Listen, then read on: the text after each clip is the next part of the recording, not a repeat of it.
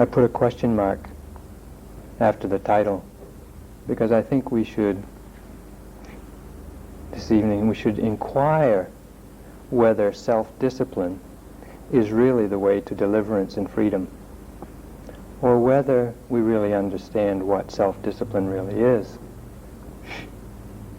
and even whether we understand what freedom is or what deliverance is.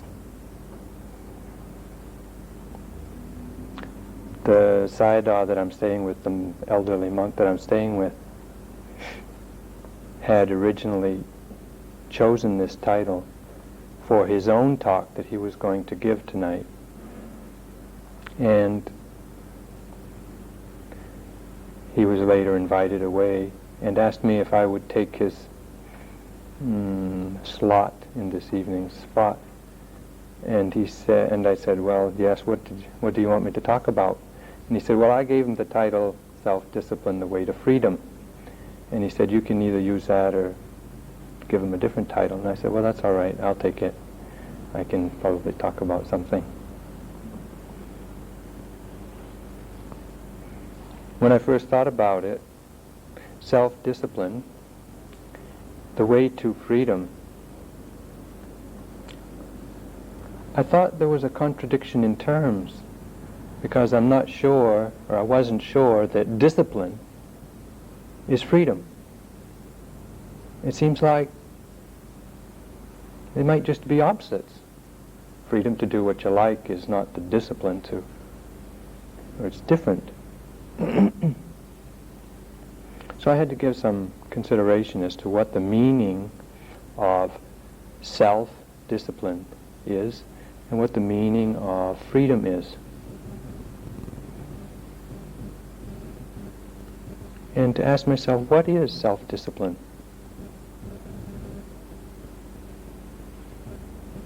Is self-discipline different than imposed discipline?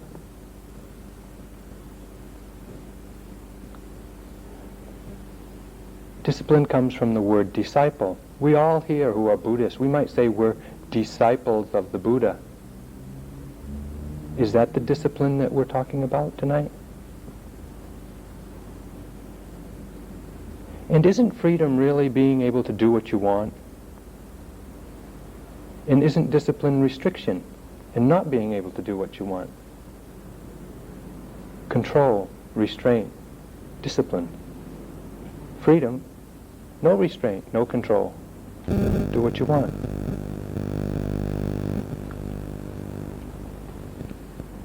There are different types of freedom. I think we should acknowledge that there's political freedoms, which some people in some countries have and some people in some countries don't have. There's economic freedom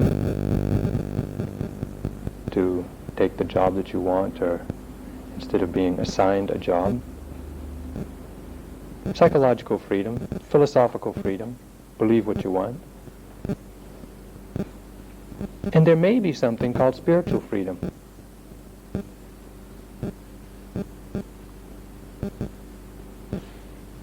Many people have talked about it, so we believe that there might be such a thing. Tonight I want to investigate in this topic in three areas. First, I want to investigate or look at and talk about physical behavior, discipline, self-discipline, and freedom regarding physical behavior. In the second area, I want to talk about the use of words, speaking, listening, reading, writing, all of the uses, the many different uses of words that fill our life. And thirdly, I want to talk about our mental behavior, freedom of the mind, discipline of the mind. Try to draw some conclusions and answer some of these questions.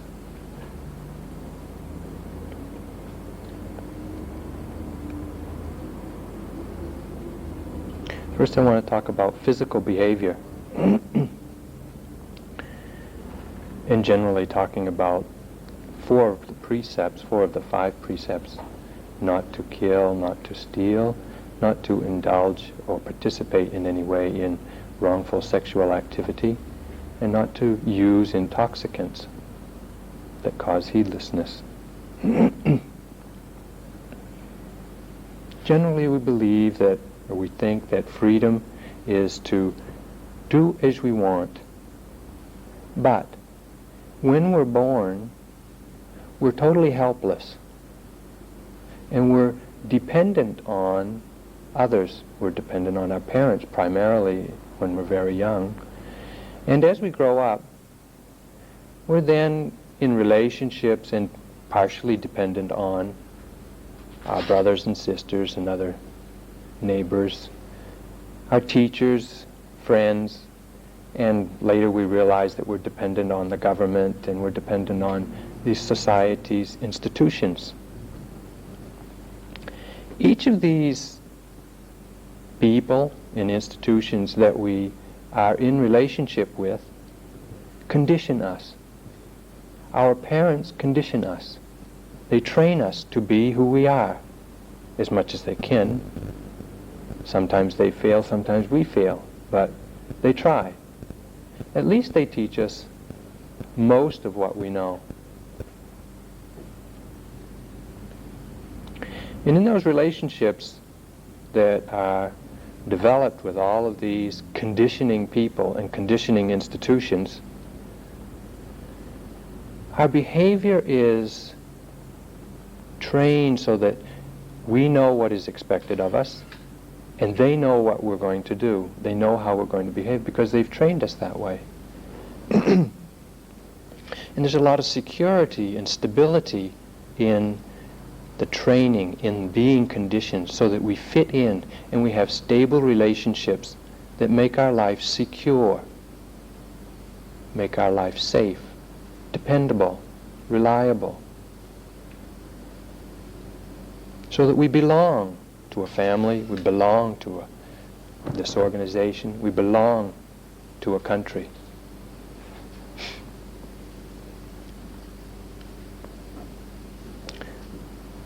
But when behavior is predictable,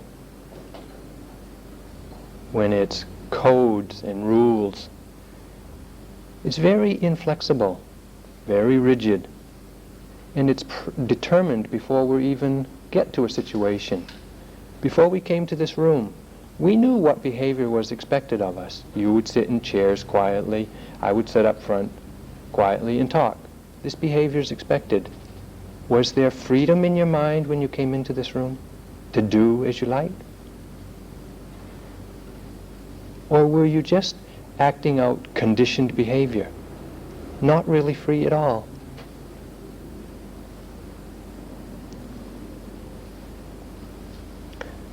So, in our quest for knowing who we are, or fitting into society, fitting into this group, fitting into a family, belonging, we exchange our freedom for security. We give up our freedom so that we can be safe and taken care of by our parents, by society, by government.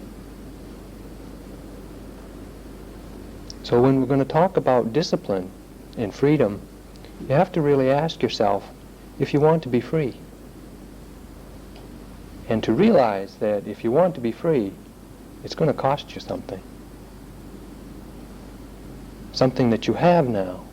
Some stability and some security and some safety and some predictability. If you really want to be free.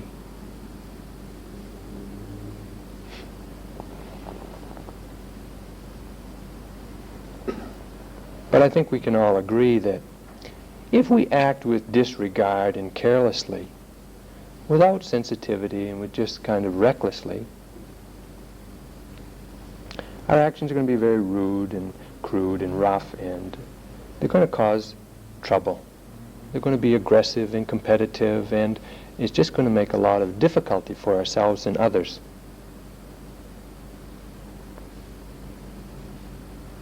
Might even do something illegal, and that's going to cause a lot of problems for us and others. When we do those actions that in the moment seem like what our freedom wants us to do, we may later come to reflect on the wisdom or the usefulness of what we've done and maybe feel a little remorseful or regretful or guilty or shameful or feel conscience-stricken in some way. And when we feel regretful and remorseful, we're not happy. Our mind is caught, stuck, locked into some memory which causes us pain. And then our mind's not free again.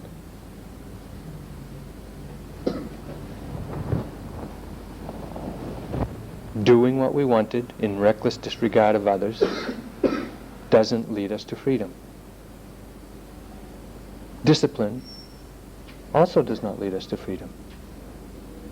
Conditioning by our parents and society. Is freedom possible?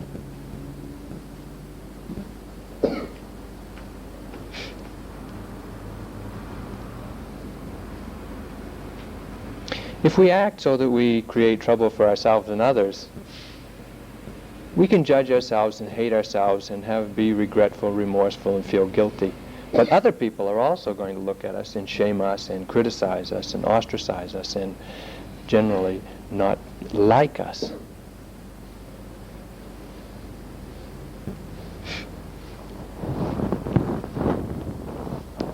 The four areas that are identified by the Buddha as most important for us to pay attention to be careful with in our physical behavior is not to kill. Most of us here aren't killing people. Most of us aren't thieves or burglars in the nighttime. Wrong sexuality and intoxicants, well, maybe. It's the nature of our society. We're conditioned by our society. We're going to do what's expected in our society. Wrong sexual activity and intoxicants are acceptable in our society. We're all conditioned to use them one way or another. Does that make it okay? Does that lead to freedom? I was in Asia for mostly Burma and Thailand for about 5 years. Very little in Thailand, mostly Burma. And when I returned to the West, to America and Australia also, one of the most obvious or glaring differences between the Burmese culture and the West is the extraordinary amount of and attention to sexuality, sexual energy, the abuse, the misuse, the arousing, the sale of, in any way that's possible. It's tremendous in the West. But when we live in the West, when we're born in the West, Australia or America, we're born here, we live here all our lives, we don't even see it. Only the very glaring, gross examples we might notice. Oh, this is pretty outrageous. But our whole life, you can't look at a newspaper or a magazine or any advertising. You can't go into any store without sex trying to sell you something.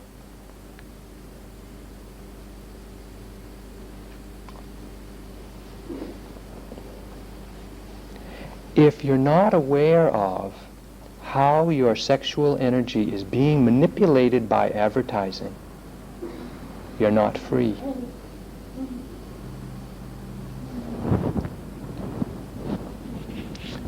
You're limited. You're caught. You're stuck. You're hanging from a string like a puppet. And a puppet isn't free. When we act in such a way that we harm ourselves or others, people are going to criticize us. And there isn't many of us that can withstand criticism and judgment and ostracism without feeling pretty heavy and low and depressed. feeling guilty and shameful. And if we do something illegal and are caught, or even if we're not caught, we're going to have fear of being caught and punished. And if we are caught, we'll be punished. Whether we just have to pay a fine or get our name in the newspaper or go to prison. It's not something we would choose to do, and it's a severe limitation of our freedom.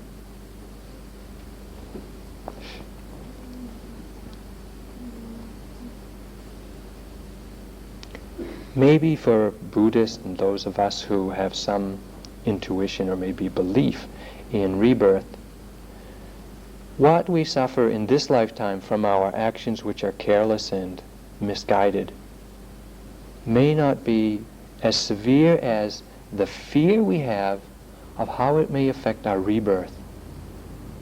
And it's a very strong consideration for Buddhists, or those who have belief in rebirth, that the actions that they do in this lifetime are somehow going to influence their rebirth, and it might not be so good. That fear can obsess the mind. Can your mind be free when it's obsessed by anything? When it's manipulated by fear, is your mind free?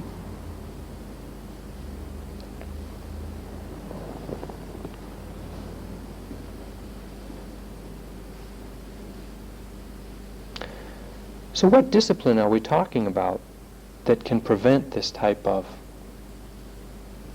limitation or lack of freedom in the mind? Laws and standards and precepts impose restraint. That's what they're for. They're to impose restraint, to guide our behavior, to control us. Do not lead to freedom. Do precepts? Buddhists like to keep 5 precepts, or they talk about it a lot. Do precepts lead to freedom?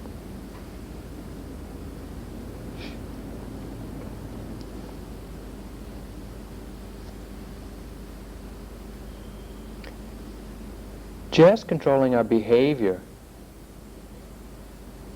by laws or by precepts and the conditioning that we have, or disregarding our behavior and acting as we wish, neither one leads to freedom. Wisdom leads to freedom. Knowledge is necessary for one to know how to be free.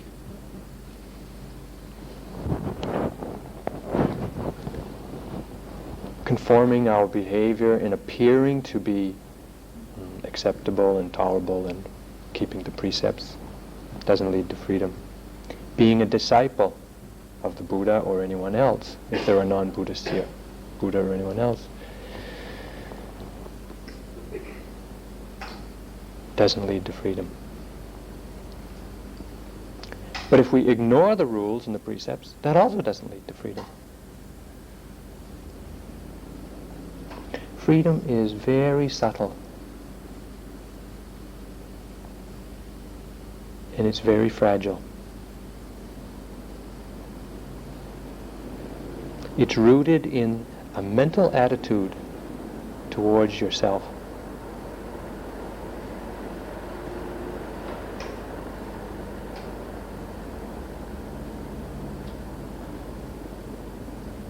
When one acts from fear or shame or guilt or opinions, cannot be free. So the issue comes down to what is the basis for our actions and our behavior that leads to freedom? Because we do have to act. If we follow precepts, not freedom. If we don't follow rules and norms, also not freedom. What is the basis? What do we base our actions on so that we can be free?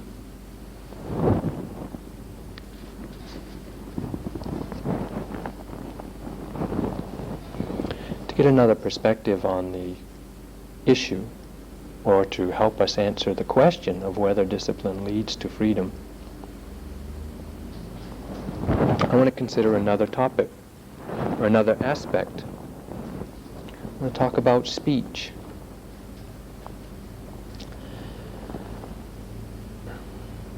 Or the use of words. Particularly students. All of us in this society, we use words a lot. We're talking, reading, or listening almost 100% of the time that we're awake. Almost. We're listening, talking, reading, watching TV, video, something. And words are going into our mental process, conditioning our life. So we should look to see just what this use and possible misuse of words does to us, how it contributes to our freedom, or how it limits our freedom.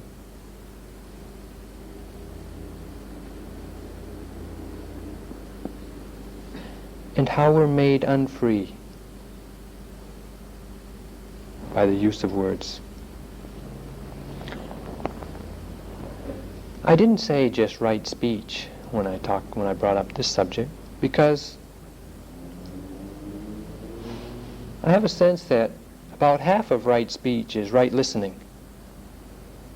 If you don't listen right, then you're really not engaging in right speech, even though you're not talking. The listening, the hearing, is most important. And when we listen, it's often with only one ear. Only 50% of us is paying attention. Passively listening, not actively, attentively, energetically hearing anything. Just passively listening, but not hearing. Boredom sets in, aversion sets in. I've heard that before, don't give me that rap. I don't agree with you. I'm in a hurry, I don't have time. I don't like you and I don't want to believe what you say anyway. Taking a position in our mind towards what's being said. Not really hearing what's being said, but defending ourselves against hearing what's being said.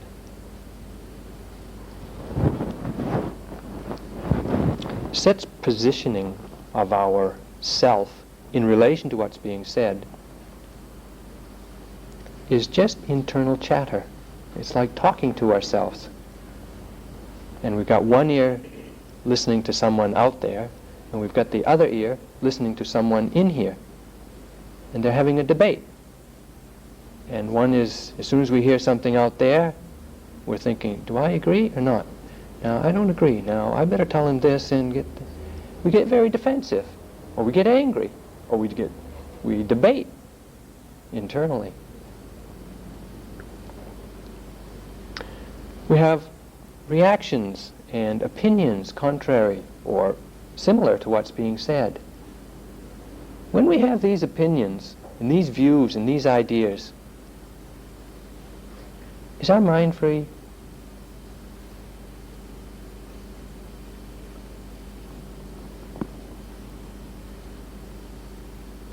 If you're going to speak the truth, you really have to have a safe environment. That means those who are speaking, those who are listening, have to feel safe. Can't be a hostile place. In a hostile environment, the truth is the first thing to leave.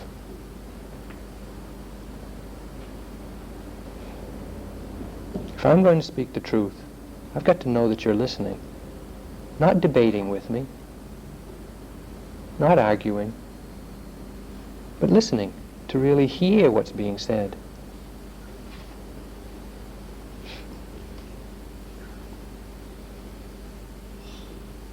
And more than opening your ears, you have to open your heart. Listen with your heart to what's being said, and then you'll know if it's the truth or not. If you're reading your textbook or the Buddhist suttas while I'm talking and comparing notes, I'm sorry, the heart isn't going to know anything.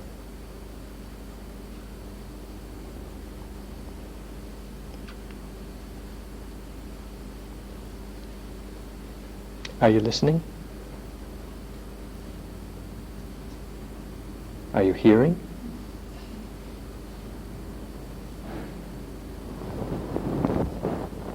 If your internal chatter is a little louder than what I'm saying, you're not free to listen even.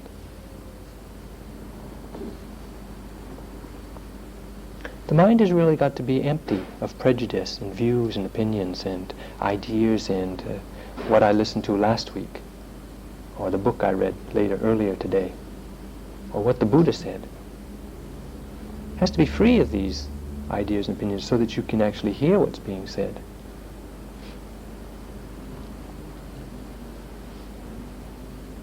Most of you are Buddhists, or maybe all of you are Buddhist. And Buddhists, traditionally, they like monks. They have great respect for monks. I'm a monk. And oftentimes, they might have the view or the opinion or the idea that monks are the authorities. Monks, no. They've studied the books. They've done the practice. And so rather than debate or criticize or want to argue with what I say, you just, whatever I say you'll believe. Uncritically accept as authority just what I say. Anything I say. I could say anything. I'm a monk. You respect monks.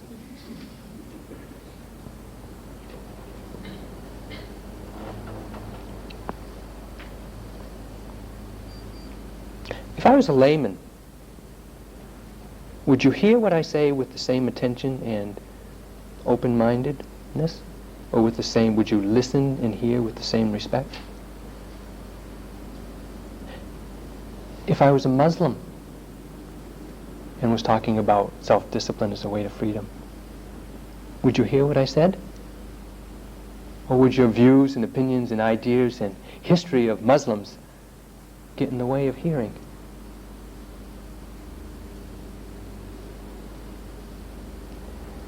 Are you free of that prejudice? And opinion? And views?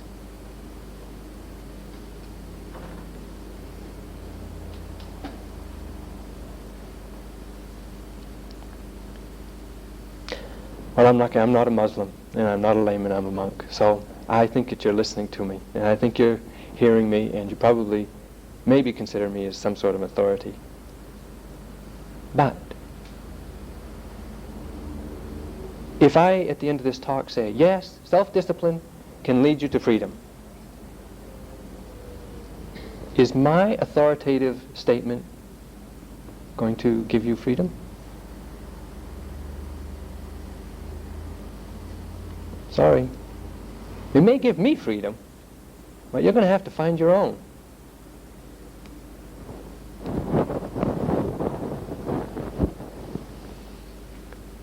How are we as Buddhists, who've read the Buddhist teachings, heard the Buddhist teachings, and have these ideas and have these understandings and views and opinions,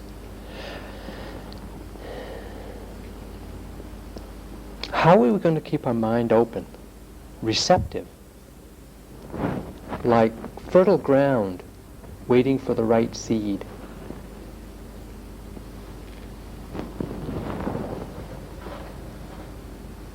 Without getting caught by our dogma and our religious prescriptions and the authoritative texts and people that we talked to and spoken with.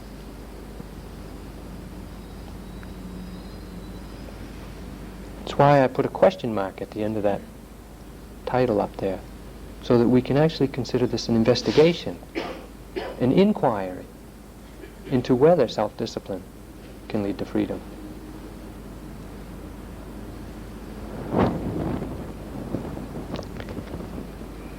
As you can already see, freedom isn't automatic. You don't get it by thinking, I'm free, or I want to be free, or I'm disciplined, I'm free, or I'm a Buddhist, and I walk the path to freedom or liberation. That's not going to make you free. It isn't automatic,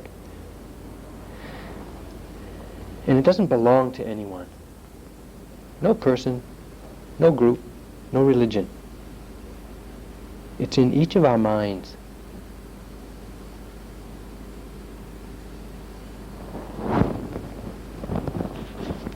Coming to freedom is difficult, and it's endless. You can't be free now with a guarantee for being free forever.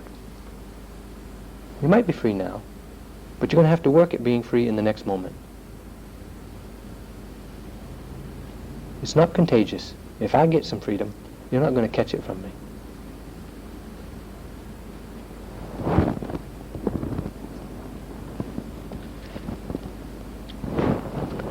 There's a book printed in America many years ago.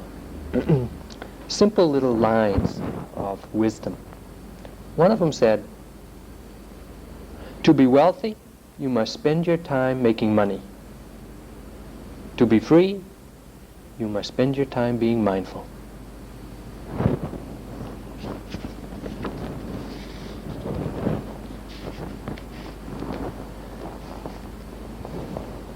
The fourth precept, musawada, refers to or involves false speech or lying, taking the training rule not to lie, trying not to lie. And it's quite obvious, it's a truism to say that when you lie, you really get yourself in a pickle, because you've usually got to spin a few more lies just to keep from being found out about the first lie. And it can get really quite complicated and very entangling quite quickly. And it's obvious that such lying or deception or misleading or exaggeration, lying has we don't have to tell a big lie, even a little lie gets the mind really entangled, not free. Now, I think I can say without a fact, very authoritatively, all of us in this room lie, or have lied. I won't ask for anyone to disagree.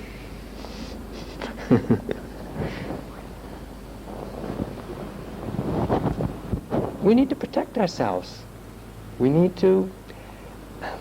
We're afraid that we'll be found out. If people knew really what was going on in here, or that what I really do or think or feel or act, bad boy, bad girl. So we have to kind of present what's acceptable and what people expect of us, or what we think they want to see of us.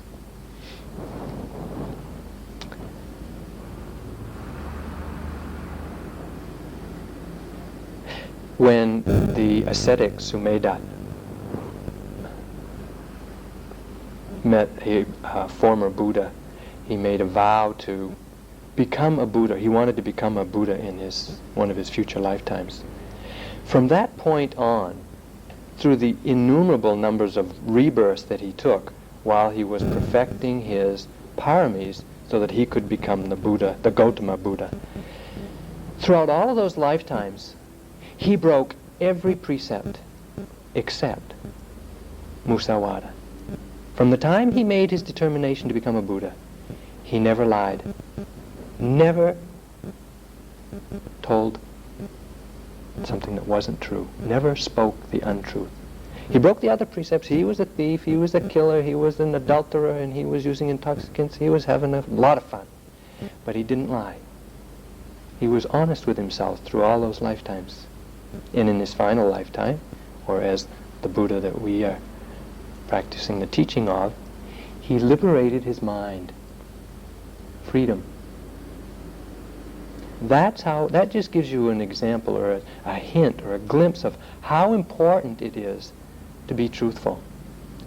More than keeping your sexual act together, being truthful is more important. More than not using intoxicants, keeping your truth so that you know what's the truth and that you represent the truth is that important.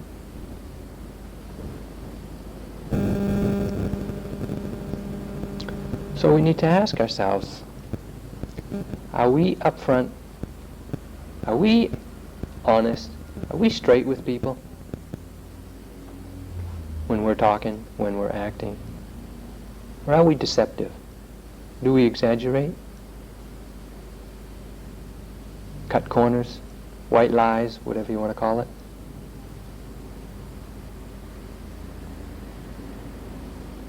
How many times have you heard something from someone, walked down the street, saw someone else and told them the same thing that you just heard, without checking it out for yourself?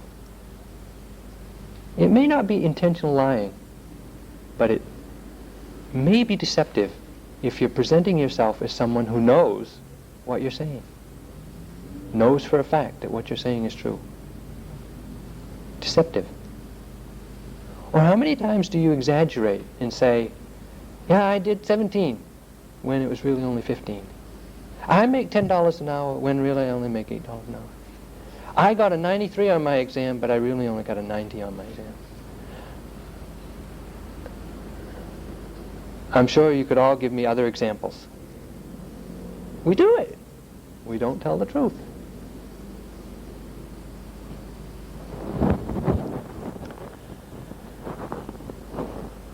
Or I could stay here. I do tell the truth. I don't lie. I do tell the truth. I can raise my voice. I can take an appearance and tone of authority and try to convince you that I do not lie. Okay? We all do it. We assume postures. We get loud. We take over the conversation to convince people that we're right, that we know what we're talking about. We don't. We just don't want the truth to be known.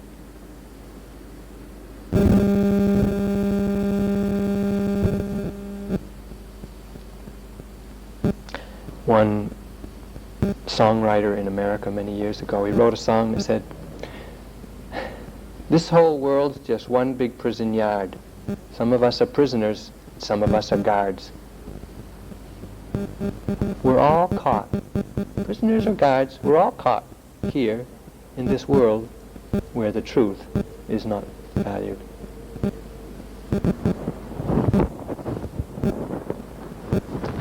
Maybe you know someone who is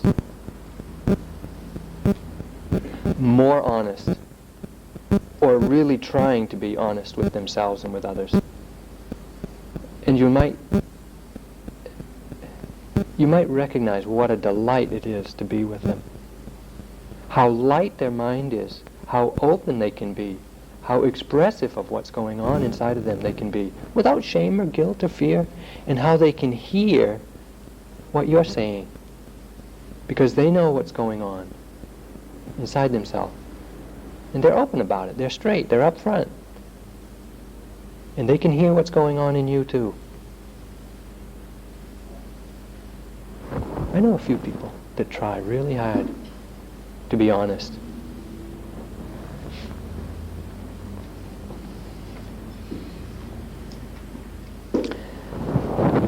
Using words, speaking and listening.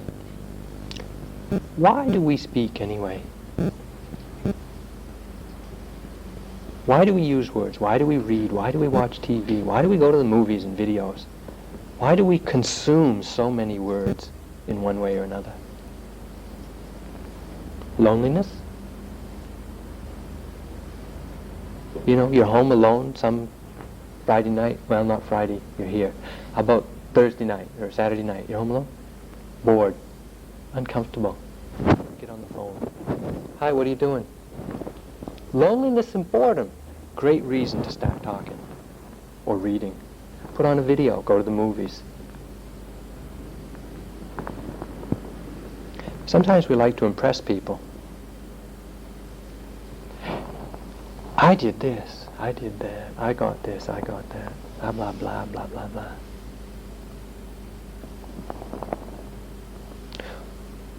And I think all of us have expressed anger, verbally, at one time or another. You know, the voice goes up, the face gets red, the words are loud and quick, sharp. Very uncomfortable to be angry and not express it. Goodness. If you can't repress it and suppress it, then express it. We also like to entertain ourselves and others with stories and reminiscence and memories, and remember the time we did this, and are you going to do that, and oh, what fun, and did you like the movie, and blah, blah, blah, blah. Entertainment, keeping ourselves busy, occupied.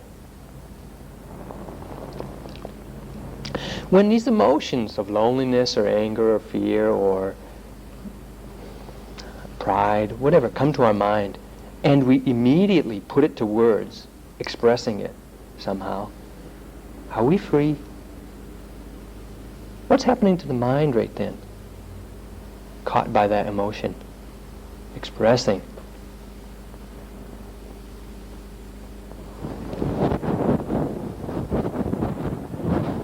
What do we talk about? There's a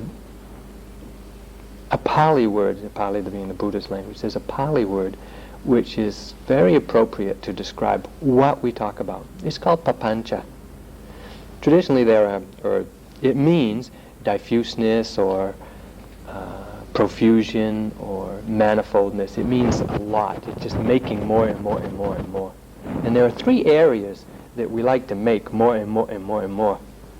The first is pride. Taking pride in things, people, events, accomplishments, skills, knowledge, my house, my car, me, my body, my age, my children, my Dharma talk. I can be proud of lots of things. We're all proud of something, if not many things. And you don't have to be... children are proud. Dogs are proud. Everyone, males, females, doesn't matter. We all have something. Rich, poor. Poor people are proud of what they have. Rich people are proud of what they have. We've all got lots of pride. And we like to talk about it. My car, my house, my boyfriend, my girlfriend, my kids, my grandkids, my class, my teacher.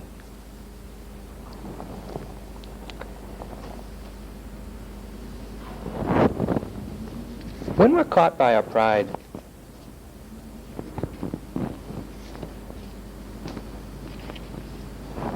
is our mind free? The second area of papancha, or the second of the papanchas, is tanha, or desire, attachment. We're all attached. I have to turn over my tape.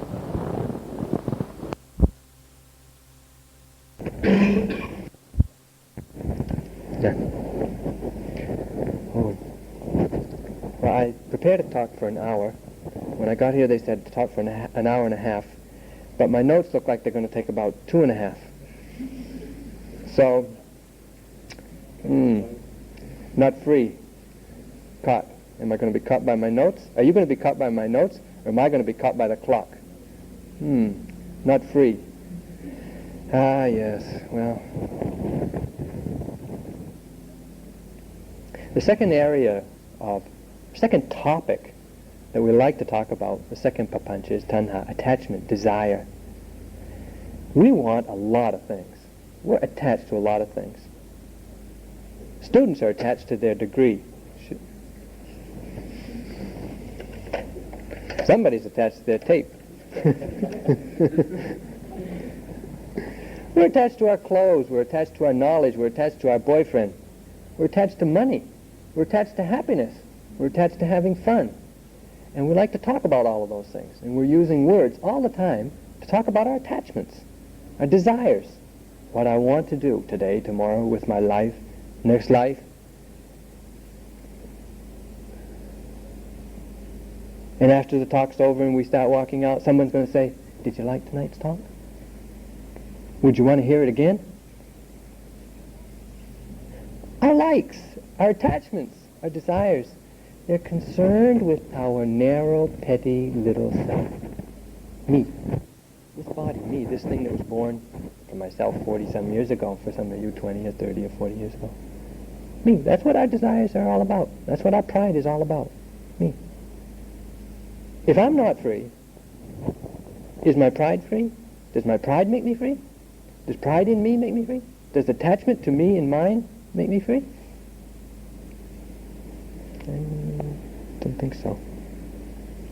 If you could get everything you wanted, if you could do everything you wanted, if you could know everything you wanted, would you be free? That's what we spend our life doing. Getting, doing, and knowing, and having, and being. The third area of topics that we like to talk about, or the third area of papancha, is ditthi, views and opinions, ideas, beliefs. Another area that is just, our life is just full of views, and we like to talk about them too. Being Buddhists, we all believe in rebirth. It's our view, it's our opinion, it's our teaching, it's the dogma of the Buddhist belief. Now, if a Jewish person came here and talked about their idea of what happens after death, they don't believe in rebirth. They believe, at the end of this lifetime, it's over, period. You don't go anywhere. It's just do what you can this lifetime, because that's it, period. Goodbye. Now, if Jewish person was standing here giving you their rap on what happens after death, you'd be sitting there saying, oh, wait a minute, now that's not right. Wait a minute, Buddha said this, and I believe that, and what about this, and what about that? We'd be debating and discussing and maybe arguing internally, if not externally, with that other authority. Funny, none of us know about rebirth. Do you remember being born? Do you remember dying and being reborn? Any of you? Whatever you believe about rebirth is just a belief, just a view, just an opinion. It's caught your mind. Not free yet.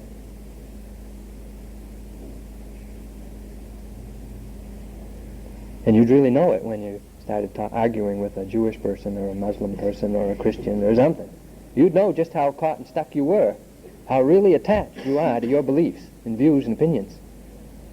And the strength with which you would argue the Buddhist point of view, or the Abhidhamma's description of the process of the mind at death, would just show you how attached you really are, how unfree you really are.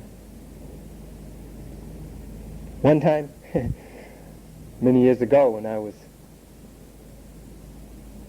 younger and probably stupider, I was staying at a meditation center in America, and a number of us were sitting around in the dining room having a discussion about Nibbana. And we would really get into this heavy discussion about the nature and the experience and how one gets there and what it's like and about Nibbana and, the Buddhist peak, or the thing that we're all hoping for, if not working for or looking for or believe in. We were having this really hot discussion and arguing all these fine points. And at the time, there was a monk staying in the meditation center, and he happened to come in the room at that time. And he just heard for about 2 seconds what we were talking about. He says, "What are you doing, boys? Splitting hairs on Nibbana?" Who knows anything about Nibbana here? I'm sure we've all got opinions. We've all got lots of ideas. Stuck. Not free. You're going to have to let go of them before you're free. You're going to have to throw Nibbana away. You're going to have to give it up. Forget everything you know. Or you'll never find freedom. Never.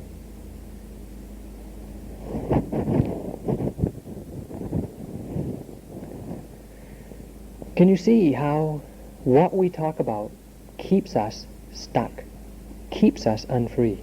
Our pride and what we take pride in, our desires, our attachments, what we like and want, and our views and opinions.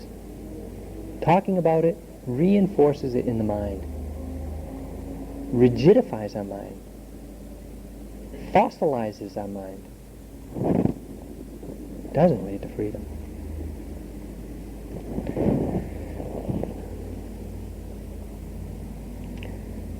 I've only been talking about musavada, but actually in the Buddhist path of 8 factors, under the factor of right speech. There's more than just musawada. There's also what's called pisunawada. Pisunawada is not engaging in divisive speech, not talking about people in a slanderous way or malicious way, or not backbiting, or not speaking so that you separate people, setting one person against another, telling tales, being two-faced, saying one thing to this person and just the opposite to the other person. That also is included in the right speech part of the Eightfold Path. But that type of talk, the talk that separates people, that kind of divides people and kind of is backbiting and slanderous, the motivation for that kind of talk is very subtle. It's very quick. And we don't see it usually.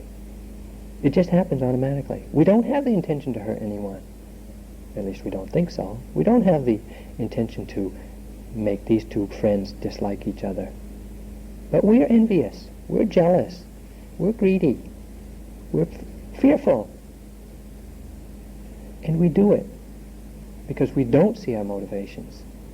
Our mind's not quick enough. Our mind is preoccupied with other things, not free. And so we slip into divisive, slanderous, backbiting speech, even without knowing that we intended to do it.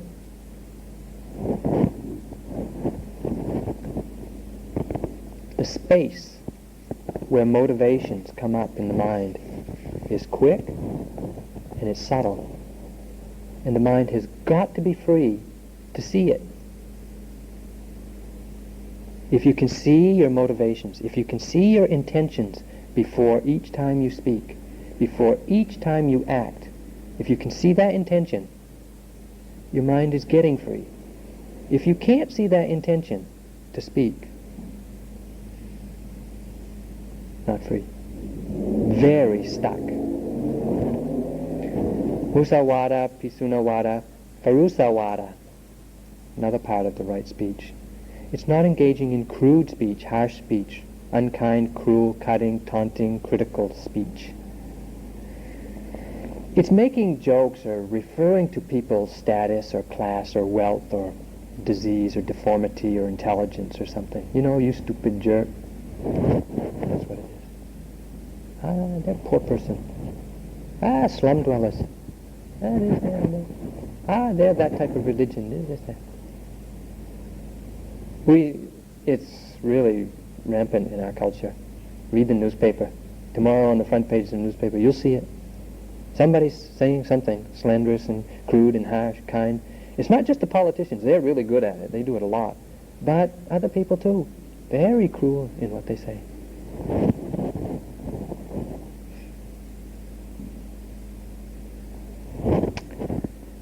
Fourth type of speech, which is cautioned against in the right speech, is called sampapalapa. It's a great word. I like that word. The first time I heard it, I never forgot it. Sampapalapa. And it's really rampant. It's frivolous speech. Gossip. Chit-chat. Talking about anything that's on TV. Talking about anything you read in the newspaper. Talking about anything any movie or video you see. Sampapalapa. Almost anything. Sampapalapa. Remember that word. Catch yourself. You'll notice. It'll become your favorite word. When we engage in these types of speech, musawada, pisunawada, prusawada, harsh speech, rough speech, crude speech, divisive speech, lying, our mind is really agitated. It gets upset. It's divided. It's restless, disturbed to no end. And we're using these words in these ways all the time. Now, how is the mind ever going to settle down and get free? Really tough.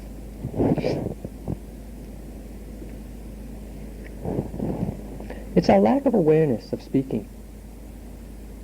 Not paying attention to what we say, why we say it, when we say it, and whether it's even important or not. We're not aware. We're just on automatic pilot. You know, we wake up, the mouth starts. Automatic. We meet somebody, automatic conversation. Don't have to think about it. It just happens. It's because we don't think about it. It's because we don't know it, because we're not aware of it, that we keep reinforcing views and opinions, beliefs, attitudes, opinions. Freedom is just the opposite of that type of structure. Freedom is fluid, soft, gentle, subtle, malleable, pliable, sensitive, caring, truthful. So what is disciplined speech? If we were going to take the area of speech and use of words, what would disciplined speech look like?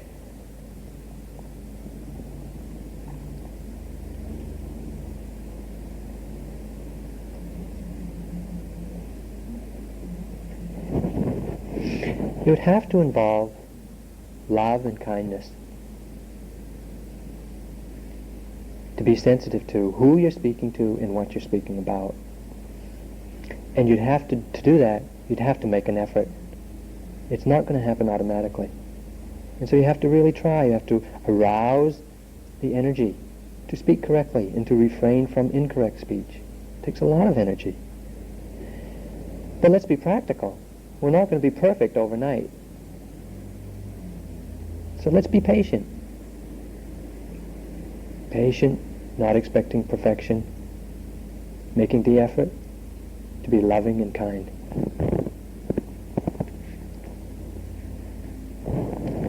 And reflecting on whether what we're going to say is going to harm ourselves or harm others, whether it's a wholesome, useful, beneficial thing to say or not, and whether it's going to cause happiness or unhappiness.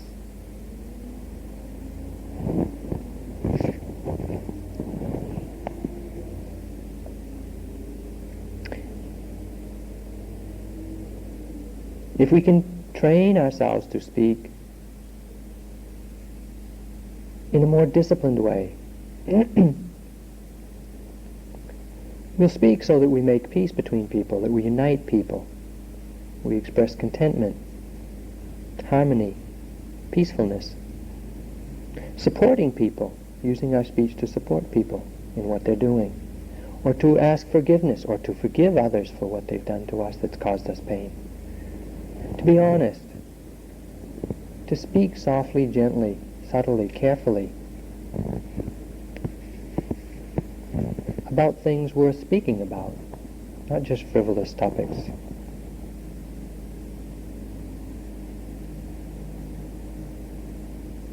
I gave a talk once on right speech to some people, and I listed all the things that the Buddha in all of his many places had spoken about as being improper topics, or these were from monks. Lay people, if you really want to practice and free your mind, also should give some consideration to it, but primarily for monks, or initially for monks. So I listed all these topics that people or monks should not engage in. And after listing that, somebody said, well, what is there left to talk about? Well, the Buddha also said what few remaining things there were to talk about that were skillful or wholesome, or would cause joy or awareness or wisdom in people. As I read this, there's only 10. There's only 10 things. Just ask yourself, or just listen to yourself commenting, or ask yourself the question, how much or how often do I talk about these topics? How often does this topic even come to the mind? Wanting few things. Mostly it's just the opposite. How many things we want and don't have. Reading the catalogs, getting stimulated, or reading going through the stores, shop till you drop attitude. Just the opposite, the Buddha said. Wanting little. Contentment. Is anybody here content with what you have, who you are, your relationships, your income, your house, your dog, your kids, your degree or lack of it? Are you content? seclusion. We're all living in Sydney. This is not a secluded area. Aloofness from contact means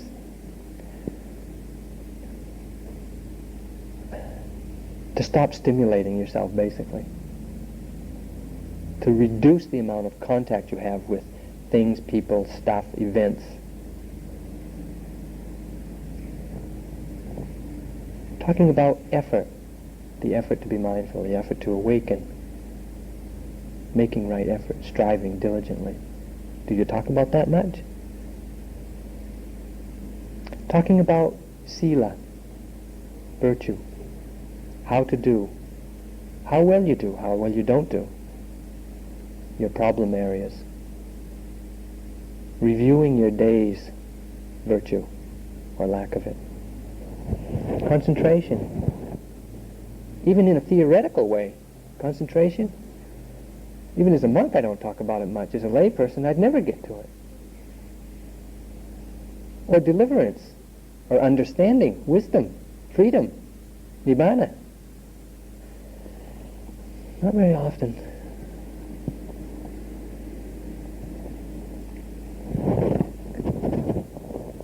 So it's quite clear that we have to examine the mind to free it from its habits. We've got to see what's going on, how we speak, how we use words, how words use us blindly before we're going to even begin to approach freedom, deliverance.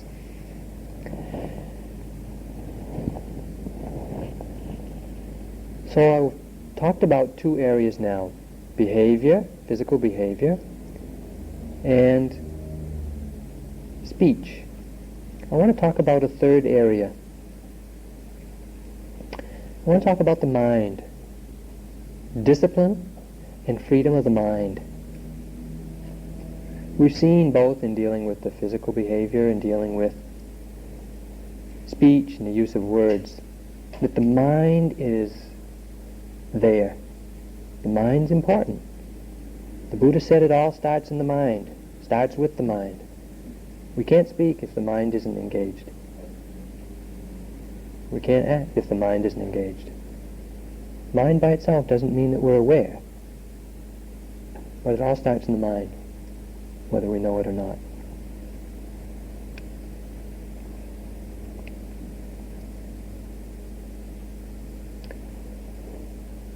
Because we've been talking all of our lives, we've been acting all of our lives, and we've been using our mind to one degree or another all of our lives, and we're not free yet,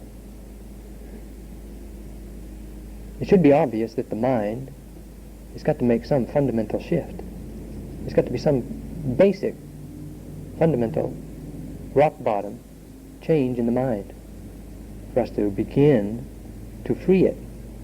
Or freedom of the mind has got to be reflected in a shift.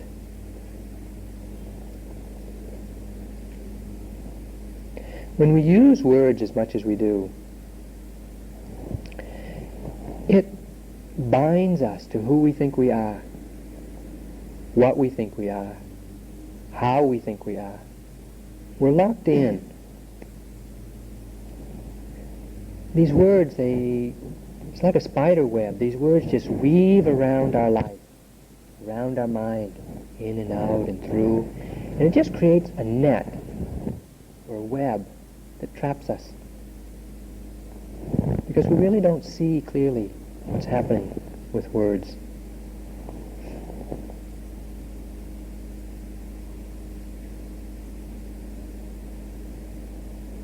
Because we don't see, our mind is unclear, or our mind is unclear and therefore we don't see. So it's really clarity that we need in the mind. Clarity that's going to somehow shift the mind from its habits, its unfree habits. Shift the mind away from being a puppet, from being conditioned.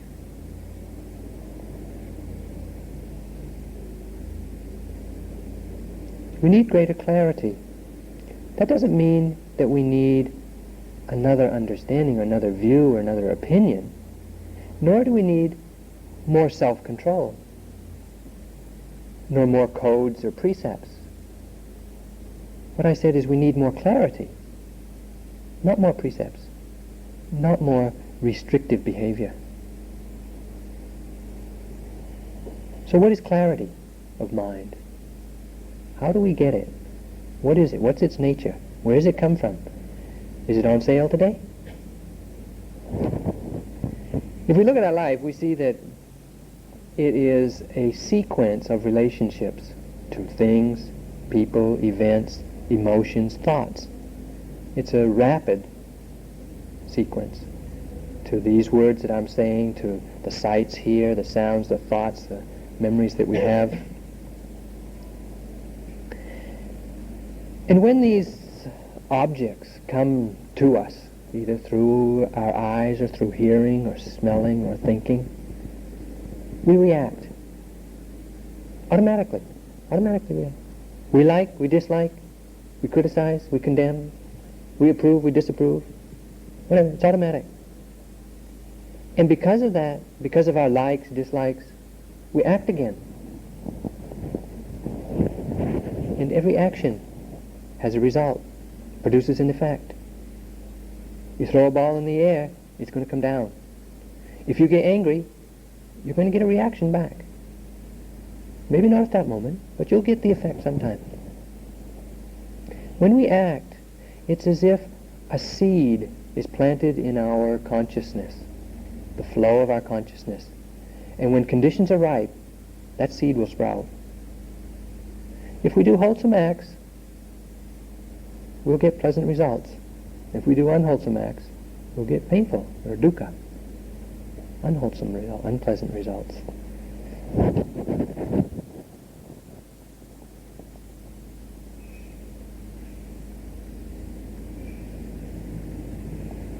Because our mind is defiled, we don't see clearly. We're ignorant of really what's happening in this moment or any moment.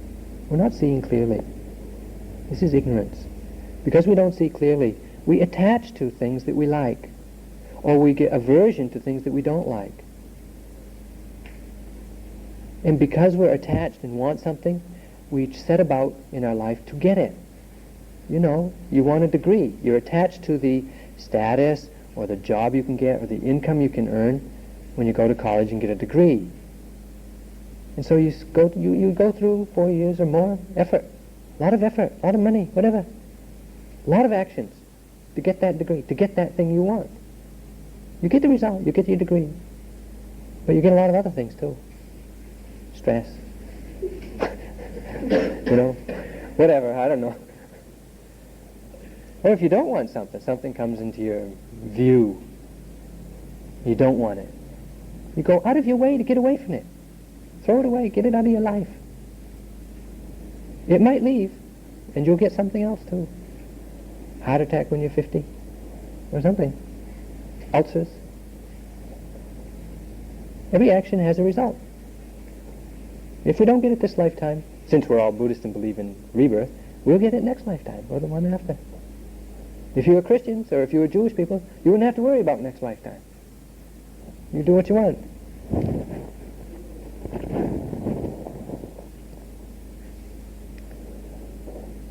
This me that wants, I want this.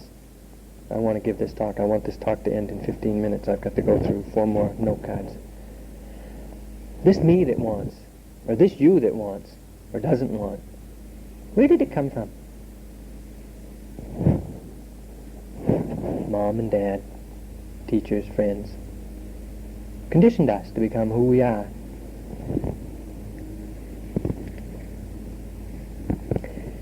Myself is conditioned. Me. I, me. Myself is a conditioned product of what my parents taught me, what my teachers taught me, my habits. Myself is trained and disciplined to be just what others want, so that I fit in, so I become a contributing member of society. So I follow the rules, I'm obedient, get along with people. This self that is disciplined, this self-discipline, doesn't lead to freedom. This is a disciplined self. Conditioned self. Disciplined. Not free. What's the answer to the question? We don't know yet. Can we see that this self, that self, you, me, I, is not free? What I want binds me, limits me, unfrees me. Who I think I am. How can the discipline... Now, if we take that self, this self, myself, me, and say, all right, I'm going to discipline myself to get free.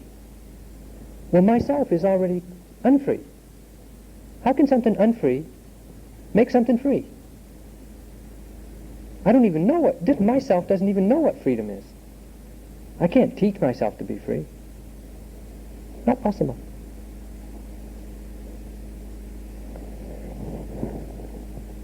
Because myself is only concerned with myself. Security, safety, getting what I want, not having to do what I don't want. That's me. I want to protect myself. I'm afraid if I get hurt. I don't want to get hurt. I want to live. I want to take care of myself.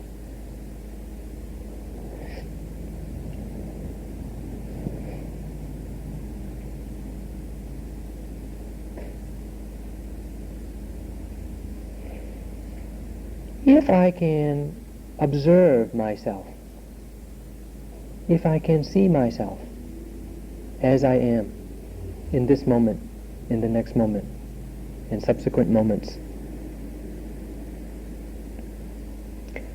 without comment, without liking myself, without disliking myself, without pride in who I am, or without fear of what I'm experiencing, without attachment to who I am, what I want. If I can see myself, all of my anger, all of my fear, all of my desires, all of my attachments, all of my views, all of my opinions, my ideas, my wants, all of these things, if I can see them,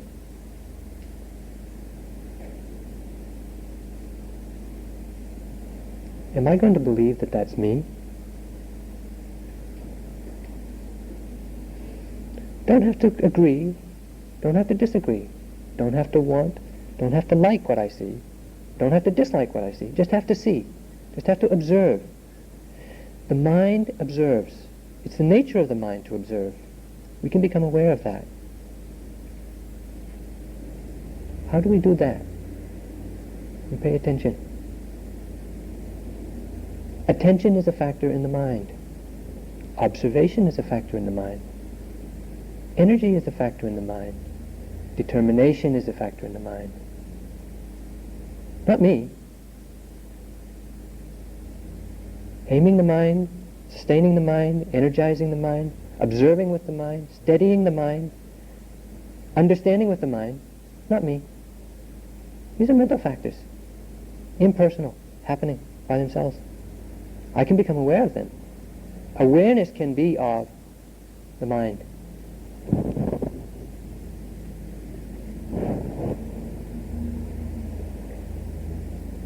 If we see that we're not free, and we know that we can't accept any authority that's going to make us free, and we're not happy or satisfied with the false security that status or class or income or house or car or job or career gives us,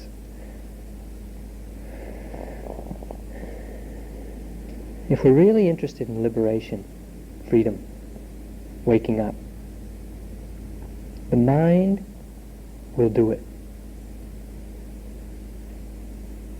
You can't do it. You're caught. You're limited. Me. I'm stuck to my house. I'm stuck to my career, my income. My mind doesn't have a house. My mind doesn't have a job. My mind can be free.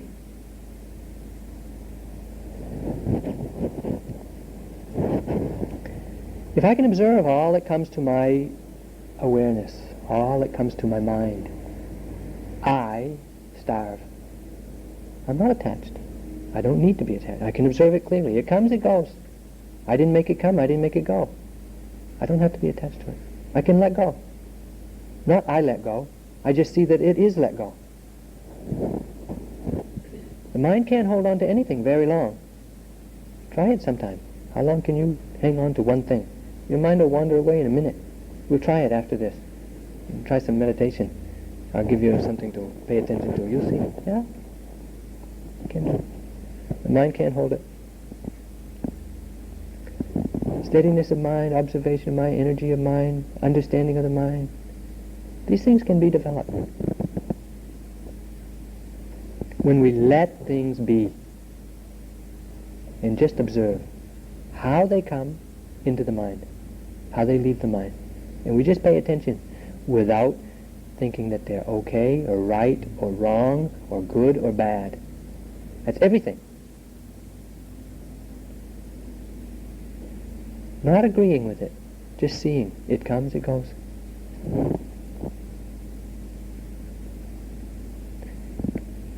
Now some of you are going to take this talk tonight and you're going to say, that's what I've got to do.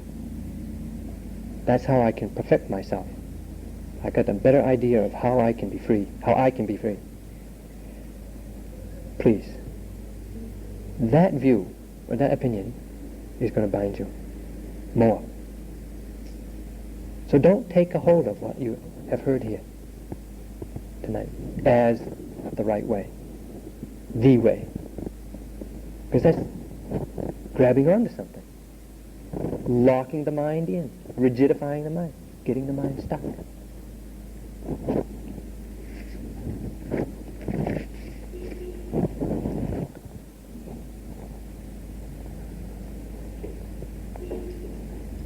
If you want to be free, that wanting is unfreedom.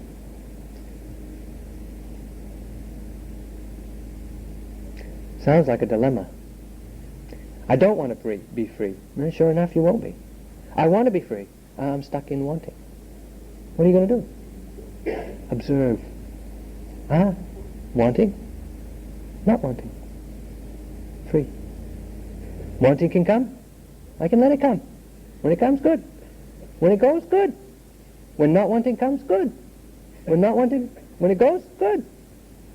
The mind is free. That's where freedom lies.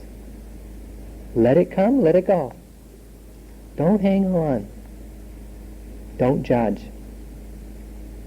But if you take that as the way to do it, you're stuck. You see how slippery the mind is?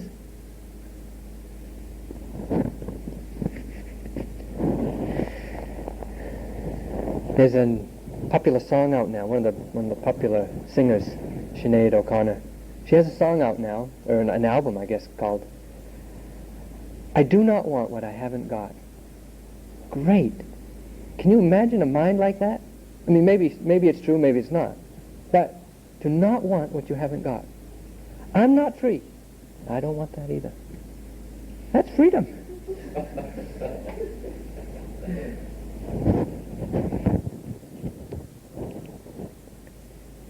If you can get a glimpse of what I'm talking about, you get just a glimpse of the mind in its speed that it's changing, and let it change at that speed. When you get that glimpse of freedom, then you know I am insignificant.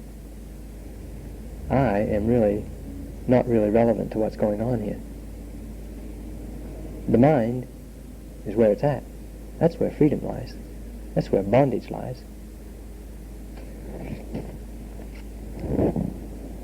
Not my concept of myself, not my idea of myself, not my image of myself, but the mind is where freedom lies. So I have just a couple of minutes to review and to draw some conclusions and to try to answer this question.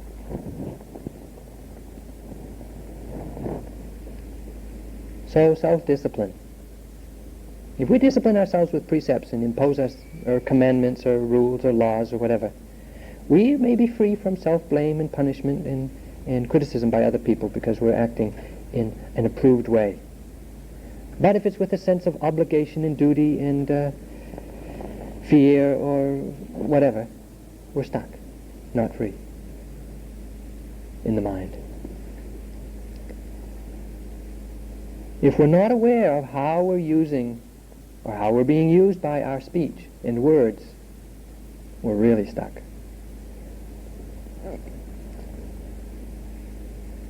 And if we have an idea of me, myself, who I am, the mind is locked, rigid. So, is self-discipline the way to freedom? Well, if we call self-discipline, if we define self-discipline as training to act in accordance with the rules, the precepts, or the rules of the Eightfold Path, if we train ourselves to act that way,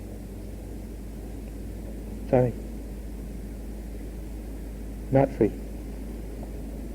If self-discipline is to bring this I, or me, to a state of perfection, order, obedience, by training and control, not freedom. Restricted, not freedom. Or if this self-discipline is being a disciple of religion, taking the training, doing what's required of disciples, not free. But if this I in me is disciplined, if it's examined, if it's observed, if it's known, if every twist of I like, I want, I am, I was, I will be is seen as it comes, as it goes,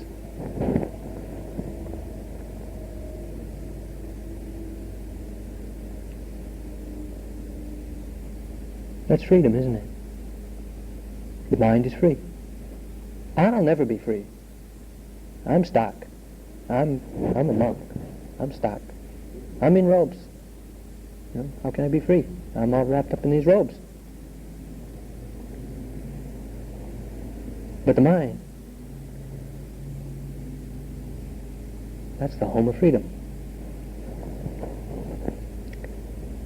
And if freedom is understood properly, we know that it's without restriction, without external control, without interference, not bound, not biased, not prejudiced, not fettered, free.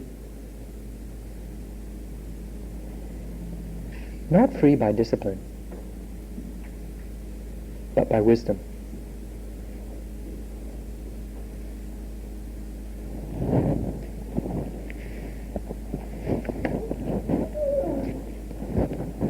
Well, I think that's about an hour and a half. So, I've talked an awful lot. I'm sure I've told some lies. I'm sure you've got some arguments with me, or got some questions, or I can't believe you agree with everything I said. So, I'll give you the opportunity to use some words carefully. If you have any questions, I'll listen to the question, and maybe I'll answer it. Yes? Yeah. You. Yeah. Are you suggesting that for the sake of freedom, we should allow all the negative mental energy to manifest into physical actions which might bring us criticism, contempt? The question was, am I suggesting that we should let all of the negative mental energy, right, manifest in physical actions that will bring criticism and condemnation? That was the question. For the sake of freedom. For the sake of mental freedom. We'll take a vote, okay? How many believe that I said that? Do you? I'm not sure. Okay. How many believe that I didn't say that? How many don't know? How many listen to the talk? Freedom isn't by consensus or by democratic vote, so we don't have to follow the vote. No, I'm not suggesting that at all.